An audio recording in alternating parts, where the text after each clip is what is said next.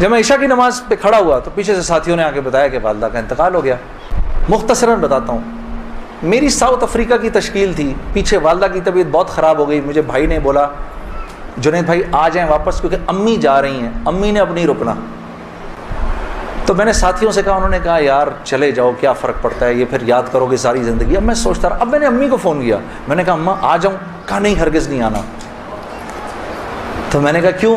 تو کہنے لگی اگر میرا انتقال ہوا تو میں کتنی خوش قسمت ہوں کہ میں اللہ کو بتاؤں گی کہ جب میرا انتقال ہوا تو میرا بیٹا تیرے راستے میں تھا، تو تم مت آؤ، مجھے کچھ نہیں ہوگا، اور اگر ہو گیا تو اس کو اللہ کی مرضی سمجھنا، بس میرے لیے تم دعا کرنا۔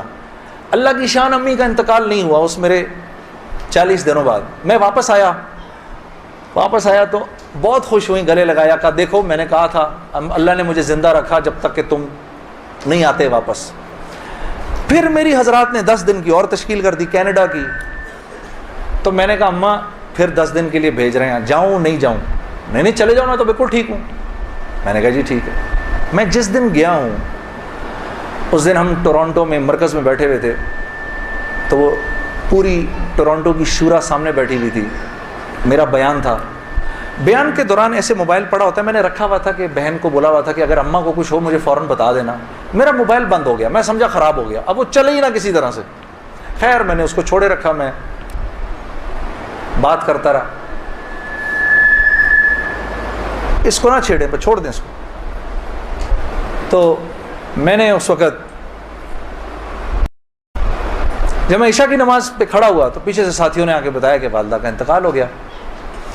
میں نے بہن کو فون کیا، کیا ہوا؟ کہتی ہے کہ ابھی فجر کی ہم نے نمازیں پڑھی ہیں اور فجر سے تھوڑا سا پہلے انتقال ہوا ہے، اور 2-2:30 بجے اس امی نے بلایا میری بیوی کو، اور میری بیوی کو بلا کے بولا کہ بیٹا دیکھو میں نے تو ساری زندگی تمہیں بیٹی کی طرح رکھا، لیکن میں ساس ہوں، کمی بیشی ہو سکتی ہے، تو اگر کچھ ایسی ہوئی ہو تو مجھے معاف کر دینا۔ تو میری وائف نے کہا امی آپ کیسی باتیں کر رہی ہیں، مجھے تو کبھی خیال بھی نہیں آیا اس بات کا، ہاں آپ نے مجھے اس سے کم سمجھا ہی نہیں۔ پھر میری بہن سے کہا کہ تم بیٹا مجھے لگتا ہے میں آج چلی جاؤں گی، مجھے سورہ یاسین سناؤ۔ تو میری بہن نے ان کو سورہ یاسین سنائی، تو میری بہن کہتی ہے کہ آنکھیں بند کر کے لیٹ گئیں اور مجھ سے کہا کہ اب سورہ رحمان سناؤ۔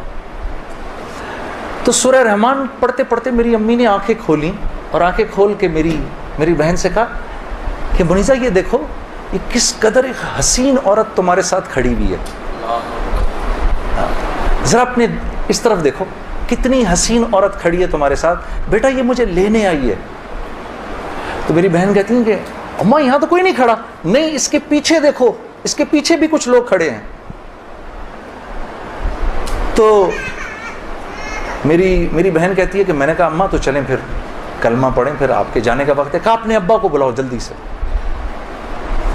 تو میرے ابا آئے اور میرے ابا کو کہا کہ دیکھیں میں نے ساری زندگی آپ کی عزت کا خیال رکھا، میرے لیے بس وہ نمبر 1 چیز تھی، اس میں اگر کوئی کمی بیشی ہوئی ہو تو مجھے معاف کر دیجیے گا، میں اب جا رہی ہوں۔ کلمہ پڑھا اور آنکھیں بند کر لیں، بس اس طرح گئیں وہ۔ اللہ پاک ہر عورت کو ایسے جانے کی توفیق عطا فرمائے دنیا سے، ہمیں سب کو اللہ پاک ایک خوبصورت موت عطا فرمائے کہ ہم دنیا میں ایک خوبصورت موت ہی تو کمانے آئے ہیں، ہاں کہ جب ہم یہاں سے جائیں، میری اللہ سے دعا ہے یا اللہ اس مجمع میں جتنے مرد اور عورت بیٹھے ہیں جب اس دنیا سے جائیں تو یا اللہ وہ ان کی زندگی کا سب سے خوبصورت دن ہو۔